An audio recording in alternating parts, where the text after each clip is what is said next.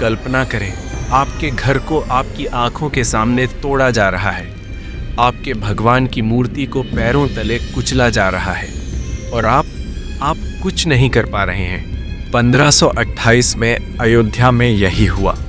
सिर्फ पत्थर नहीं टूटे थे, एक पूरी सभ्यता की आत्मा को कुचलने की कोशिश की गई थी। हजारों सालों से अयोध्या हिंदुओं के लिए सबसे पवित्र स्थानों में से एक रही है।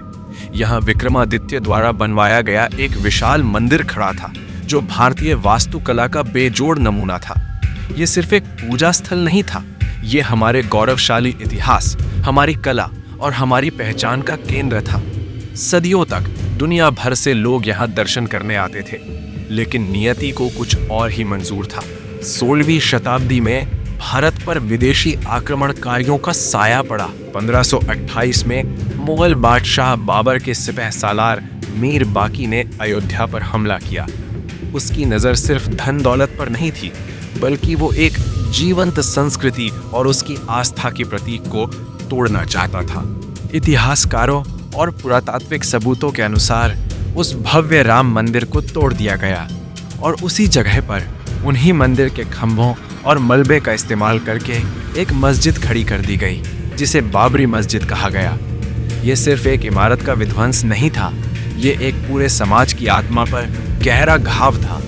लेकिन मंदिर की दीवारें टूट सकती थीं, लेकिन उस जगह से हिंदुओं का जुड़ाव कभी नहीं टूटा।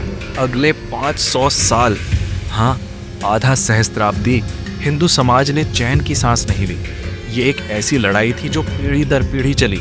इतिहास में ऐसे कई दर्जनों संघर्षों का उल्लेख है जहां लोगों ने अपनी जान की बाजी लगा दी, सिर्फ उस पवित्र भूमि को फिर से हासिल करने के लिए। जब बल काम नहीं आया तो लड़ाई कानून के रास्ते पर चली। 1885 में महंत रघुबर दास ने पहली बार कोर्ट का दरवाजा खटखटाया और उस जगह पर राम मंदिर बनाने की अनुमति मांगी। ये एक कानूनी लड़ाई की शुरुआत थी, जो दुनिया के इतिहास में सबसे लंबी चलने वाली लड़ाइयों में से एक बन गई।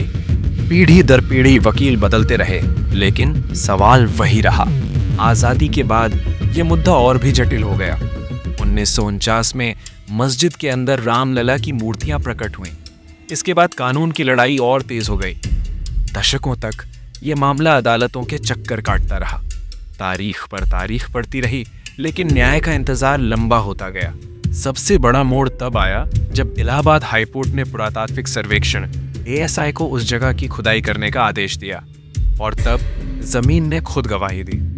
खुदाई में मंदिर के प्राचीन स्तंभ, शिलालेख और मूर्तियां मिली, जिन्होंने साबित कर दिया कि मस्जिद से पहले वहां एक भव्य हिंदू मंदिर था। ये सच्चाई अब पूरी दुनिया के सामने थी, और अंततः वो ऐतिहासिक दिन आया। 9 नवंबर 2019 भारत के सर्वोच्च न्यायालय ने एक सर्वसम्मत और संतुलित फैसला सुनाया।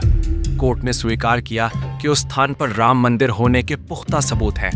ये किसी की हार या जीत नहीं थी, ये सच्चाई की जीत थी, ये कानून की जीत थी, और सबसे बढ़कर ये करोड़ों लोगों के धैर्य की जीत थी। और अंततः 22 जनवरी 2024 को वो पल आया जिसका इंतजार सदियों से था। रामलला की प्राण प्रतिष्ठा। जब पूरी अयोध्या, पूरा भारत और पूरी दुनिया दीपावली मना रही थी, जब श्री राम अपने घर वापस आए, तो वो सिर्फ एक भव्य मंदिर में नहीं विराजे, बल्कि वो हर भारतीय के हृदय में फिर से स्थापित हो गए। जीवन में चाहे जितनी भी बड़ी चुनौती आए, कभी हार मत मानिए। इतिहास वही रचते हैं जो हार नहीं मानते। राम मंदिर की ये जीत हर उस इंसान के लिए मिसाल है जो अपने सपनों के लिए लड़ रहा है।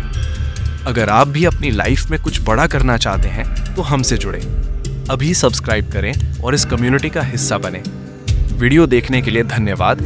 आगे बढ़ते रहें।